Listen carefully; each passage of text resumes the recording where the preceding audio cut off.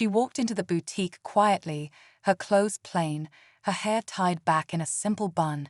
No flashy jewelry, no designer handbag, just a warm smile and a kind heart. But instead of being welcomed, she was met with cold stares and whispered laughs. The sales staff didn't see a customer, they saw someone they thought didn't belong. And the rich women shopping that day, they barely hid their smirks.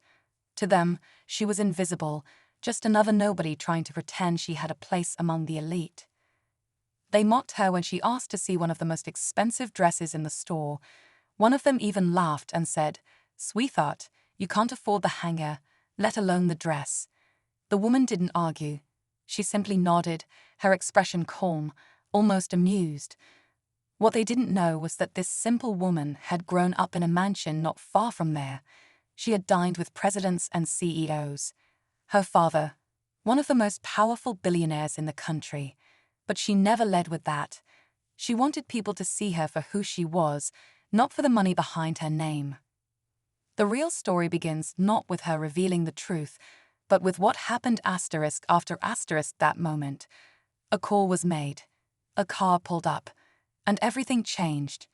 The same people who laughed at her, they would soon be falling over themselves trying to apologize, desperate to fix their mistake. But by then, it was too late. Because when the truth came out, it wasn't just about wealth. It was about respect, humility, and the quiet strength of someone who never needed to prove herself until they gave her a reason.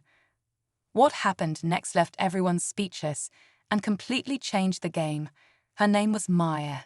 She wasn't trying to impress anyone that day. She was just passing through the city and decided to stop by the boutique out of curiosity.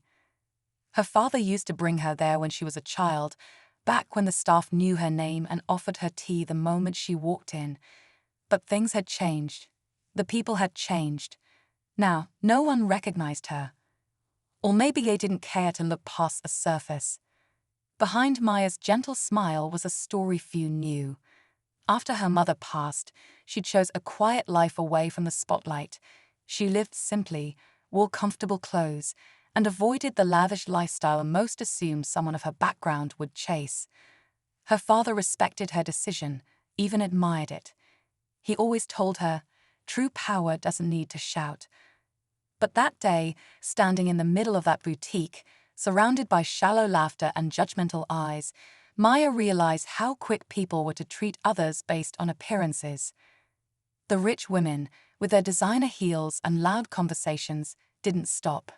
One even whispered loud enough for Maya to hear. She probably walked in just to feel rich for a minute. The employees joined in, giggling behind the counter, acting as though serving her would be a waste of their time. No one asked her name. No one asked if she needed help. They had already decided who she was. But Maya's silence wasn't weakness. It was patience. She watched them carefully, remembering every word, every smug look. Then her phone buzzed. One quick message. That was all it took. Moments later, a sleek black car pulled up outside, catching everyone's attention. The driver stepped out and opened the door, but he wasn't alone. What followed leave everyone in shock. The car door opened. A tall man in a crisp stepped out. His presence was commanding. Women near the window. "Is that Mr. Carter?" from holding. One of them said, "Eyes." He walked straight into the tea, glanced around, and nodded toward Maya. "Miss," the chairman, he said with respect. The room was silence. The staff stood frozen. One of the girls who had urged to help Maya was now stammering, trying to piece together what was happening. The rich women, who had once rolled their eyes at her, now watched her like they were seeing a ghost from the past, someone important they had completely misjudged. But Maya didn't move right away. She glanced at the rows of expensive dresses, at the store she once loved as a child, and then at the people around her. Their sudden shift in attitude didn't go unnoticed. What stung wasn't their laughter. It was how easy it was for them to change their behavior once they sensed power and money. Meanwhile, across town, in a quiet office at the top of a skyscraper, her father was watching everything unfold. He had been made aware of the incident within minutes. His security team had flagged the store cameras, and he had asked to see it all. Not out of anger, but out of concern. This wasn't the first time something like this had happened. He had always hoped people would treat his daughter with decency, no matter how she dressed or where she went. Back at the boutique, one of the women stepped forward, forcing a smile. "We didn't realize who you were," she said softly. But Maya didn't smile back. She just said, "That's the problem." The tension in the boutique was thick. No one moved, no one spoke.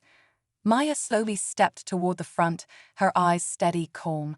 But her presence now felt different. The same people who had dismissed her just minutes ago were now watching her with nervous smiles and forced politeness. But she didn't need their sudden approval. What stung more than anything was how quickly kindness was replaced with cruelty, until status flipped the script. Outside, another black car pulled up. This one even more luxurious than the last. A security guard stepped out first, followed by an older man in a tailored grey suit. He was unmistakable. Jonathan Carter, the billionaire businessman, Maya's father. He rarely appeared in public without a purpose.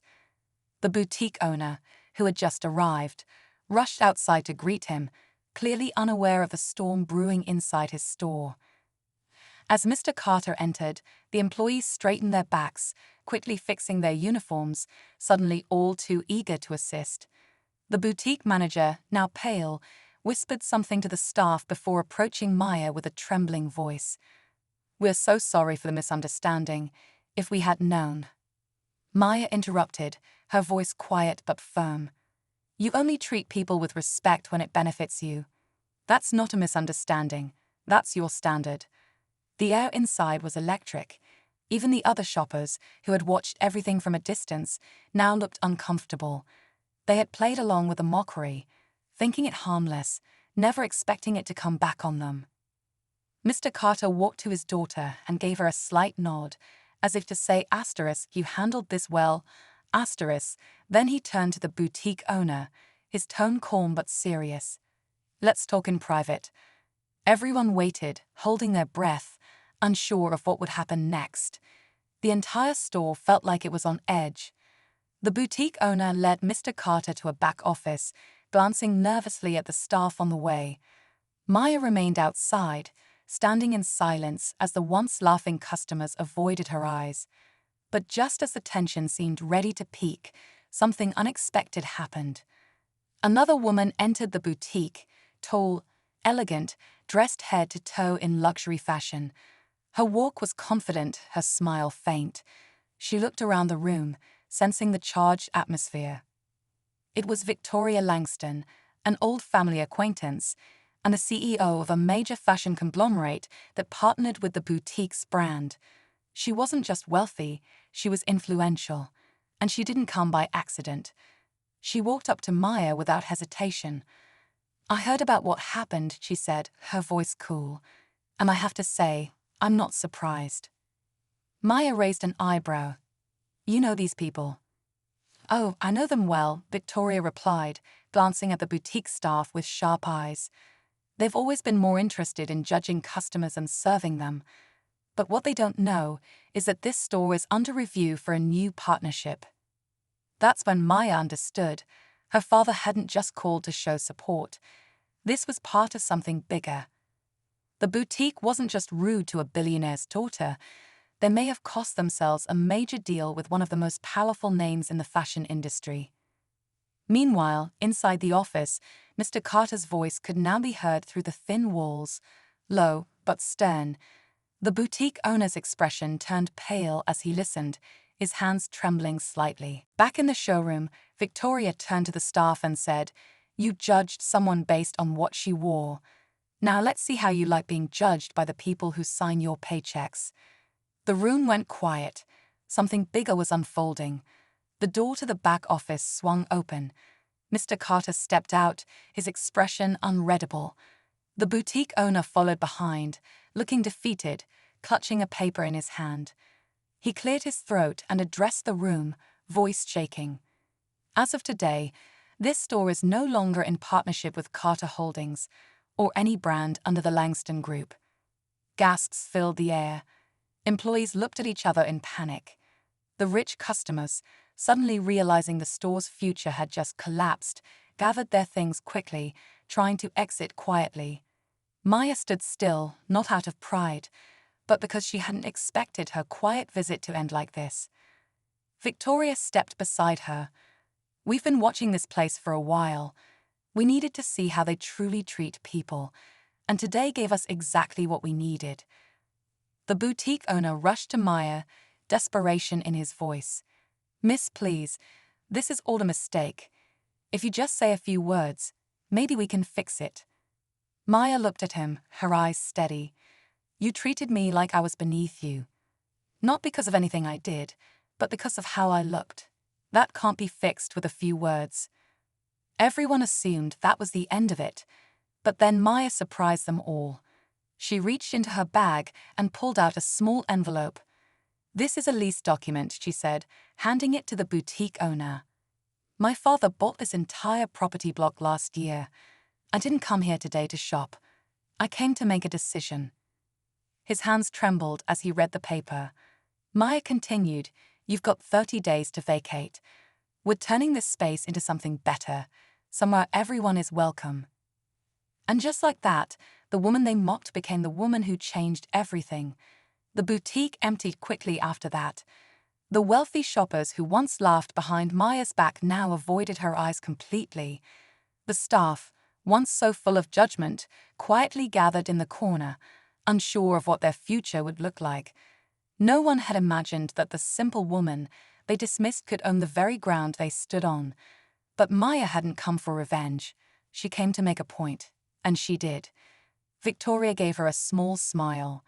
"You handled that with more grace than most would have," she said. Maya just nodded. "People need to be reminded that kindness isn't a luxury, it's basic." Outside, the sun was beginning to set. Mr. Carter stood beside his daughter, watching her with quiet pride. "You didn't need my name to make your voice heard," he said. "You used your own."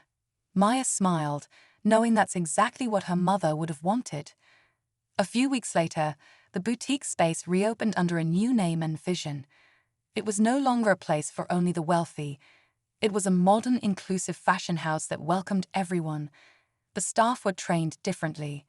People were hired for their hearts, not just their resumes. And the woman who once walked in ignored now walked in as the owner, not just of the store, but of the change it represented. Word spread fast, and the story of the billionaire's heiress who stood up to arrogance became a symbol for something bigger. Respect, humility, and human decency, those were the real values Maya wanted to leave behind. Because in a world where status often speaks louder than character, Maya proved that grace, strength, and a quiet voice can echo far louder than wealth ever could. And sometimes, being underestimated is the most powerful position of all.